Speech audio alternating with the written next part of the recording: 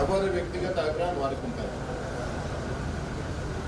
తీర్మానం వల్ల నా మాట మాట్లాడినాడంటే రాహుల్ గాంధీ ఆలోచనని వ్యతిరేకిస్తున్నాడా, లేక కాంగ్రెస్ సభ్యుడిగా ఉండి కాంగ్రెస్ ప్రభుత్వం తీసుకున్న కార్యక్రమాన్ని వ్యతిరేకిస్తున్నారా? దీన్ని క్షుణ్ణంగా పరిశీలిస్తాము. కాంగ్రెస్ పార్టీలో క్రమశిక్షణ అనేది చాలా అవసరము. ఎంతటి వారైనా క్రమశిక్షణ ఉల్లంఘిస్తే, క్రమశిక్షణ తప్పితే తగు చర్యలు ఉంటాయి. కాంగ్రెస్ పార్టీ ఒక యుద్ధంలా, ఒక యజ్ఞంలా తీసుకొచ్చినటువంటి ఈ బృహత్తరమైన కార్యక్రమంలో ఇంత పెద్ద ఎక్సైలో చిన్న చితకర తప్పులేమో దొరుకుతాయి. మీరు దాన్ని తప్పకుండా చూసుకుంటాము. కాంగ్రెస్ ప్రభుత్వానికి కానీ, ముఖ్యమంత్రికి కానీ, మంత్రివర్గ సభ్యులకు కానీ బేసుజాలు లేవు. బీసీలకు ఇచ్చిన మాట కమిట్మెంట్లో మాకు ఎక్కడి పలసతనం లేదు. నేను 10 ఏళ్లుగా తుంగలో తొక్కిన ఈ అంశాన్ని టీఆర్ఎస్ నాయకులు మాట్లాడుతూ ఉన్నారు. అసలు బీసీలు అంటే గుర్తించిన బీజేపీ ఇవాళ కాంగ్రెస్ పార్టీ చేస్తున్న బీసీ కార్యక్రమాల గురించి తెలుసుకొని వెంటబడే ప్రయత్నం చేస్తూ ఉన్నారు. కాంగ్రెస్ పార్టీ ఒక మాట ఇస్తే మాట కట్టుబడి పార్టీ. ఆ క్రమంలో ఎంత దూరమైనా ఎంత నష్టమైనా ఓర్చుకొని ఆ కార్యక్రమం పూర్తించాలి. ఇలా ఆషామాషి కాదు. బీసీల కులగణన దాదాపు 2 మాసాలుగా చాలా శాస్త్రీయబద్ధంగా తీసుకొస్తే అసలు సర్వేనే తప్పని మీరేమో చేయలేదు. అమ్మ అడుకునేది అన్నం పెట్టేది. మీరు 10 ఏళ్ళు ఎలగబెట్టింది ఏంటి? సర్వనాశనం చేశారు రాష్ట్రాన్ని. ఇలా చక్కటి కార్యక్రమం అయితే మీరు సమర్థించాల్సింది పోయి దాన్ని వ్యతిరేక ప్రయత్నం చేస్తూ ఉన్నారంటే బీసీల పట్ల మీకున్న కోపం, క్రోధం బయటపడతాం. బీజేపీ కూడా మీరంతా చక్కటి కార్యక్రమం చేస్తే దాన్ని సమర్థించి మీరు కేంద్రంలో తీసుకొచ్చే ప్రయత్నం ఎందుకు చేయరు? ఇవన్నీ వదిలేసి చిన్న చిత్ర సమస్యలు పట్టుకొని యావత్ ఈ కార్యక్రమాన్ని, ఒక యజ్ఞంలా జరిగిన కార్యక్రమాన్ని నీరుగార్చే ప్రయత్నం ఎవరు చేసినా కాంగ్రెస్ పార్టీ ఉపేక్షించారు. తీర్మానం మల్లన్న మాట్లాడిన దాంట్లో తప్పులు దొరికితే క్రమశిక్షణ చర్యలు ఉంటాయి.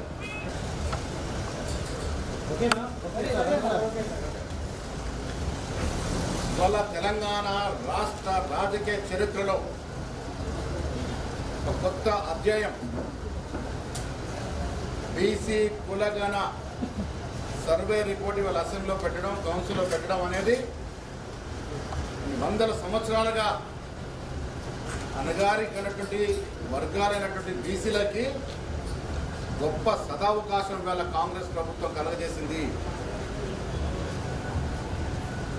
కుల సర్వే ద్వారా తెలంగాణ రాష్ట్రంలో 50% పైగా వెనుకబడ్డ తరగతుల వారు ఉన్నారనేటువంటి ఒక వాస్తవాన్ని ఇలా వెలుగులోకి తీసుకొచ్చినటువంటి ఘనత కాంగ్రెస్ పార్టీది.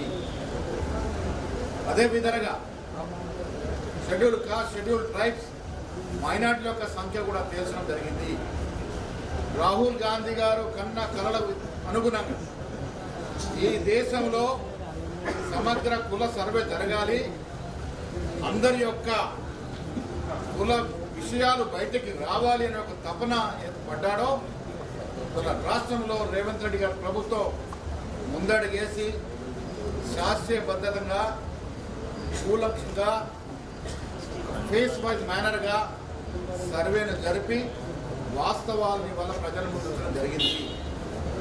గత 10 సంవత్సరాలు అధికారంలో టీఆర్ఎస్ పార్టీ ఈనాడు కూడా బీసీల యొక్క అభ్యున్నతి పట్టించుకొని పార్టీ 33% ఉన్న రిజర్వేషన్ 22% దించిన పార్టీ ఇలా బీసీల గురించి కపట ప్రేమ ప్రదర్శించే ప్రయత్నం చేస్తూ ఉంది. ఇవాళ కౌన్సిల్లో కొన్ని ఏళ్లుగా ఎదురు చూస్తున్న బీసీ కులగణన రిపోర్టు సబ్మిట్ చేస్తే హౌస్ నుంచి బైకౌట్ చేసే దుస్థితికి టీఆర్ఎస్ నాయకులు పోయినారంటే బీసీల పట్ల వారికి ఉన్నటువంటి కపట, బీసీల పట్ల వారికి ఉన్న ద్వేషం తద్వారా ప్రకటితమైంది. ఇవాళ ఇంత చక్కటి కార్యక్రమం జరిగిన దానిలా మేము పదే హౌస్లో కూడా పార్టీలకు అతీతంగా, రాజకీయాలకు అతీతంగా, వ్యక్తిగత అభిప్రాయాలకు అతీతంగా ఈ బిల్లును సమర్థించాల్సిన అవసరం ఉందనే మాట చెప్పినప్పటికీ కూడా వారు బైకాట్ చేసే ప్రయత్నం చేసినారు. నేను మీ ద్వారా బీజేపీ పార్టీని కానీ బీఆర్ఎస్ పార్టీని అడుగుతా ఉన్నాను.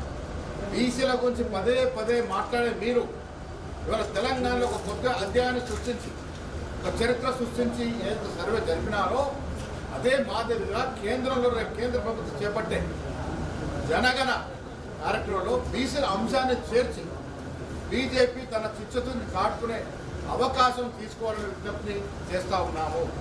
బీఆర్ఎస్ పార్టీ వాళ్ళ గతంలో ట్రైబులకి ఎస్టీలకి 12% అని, మైనార్టీలకు 12% అని అన్నీ కూడా అబద్ధ ప్రకటనలు చేసి బీసీని నటిట్ట ముంచినటువంటి పార్టీ ఇవాళ కాంగ్రెస్ పార్టీ ఎన్నికల ముందు ఇచ్చిన హామీ నిలబెట్టుకుంటా ఉంటే కడుపు మంటతో మాట్లాడుతూ ఉన్నారు. ఇంత చక్కటి కార్యక్రమాన్ని తీసుకొస్తే చిన్న చిత్ర లుసుకులు చూసి యావత్ సర్వేనే తప్పుపడే విధంగా ప్రవర్తించడం అంటే బీసీలకు అందే ఫలాలు అందకుండా ఉండేందుకు వీళ్ళు కుదిరే ప్రయత్నం చేస్తూ ఉన్నారు, కుట్ర చేస్తూ ఉన్నారు అనేటువంటి వాట ఎంత స్పష్టమవుతా ఉంది.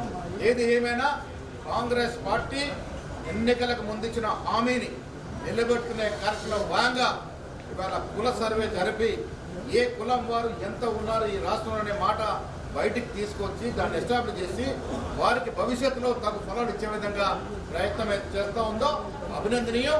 ముఖ్యమంత్రి గారిని, డిప్యూటీ ముఖ్యమంత్రి గారిని, కేబినెట్ అందరినీ కూడా మనస్ఫూర్తిగా కాంగ్రెస్ పార్టీ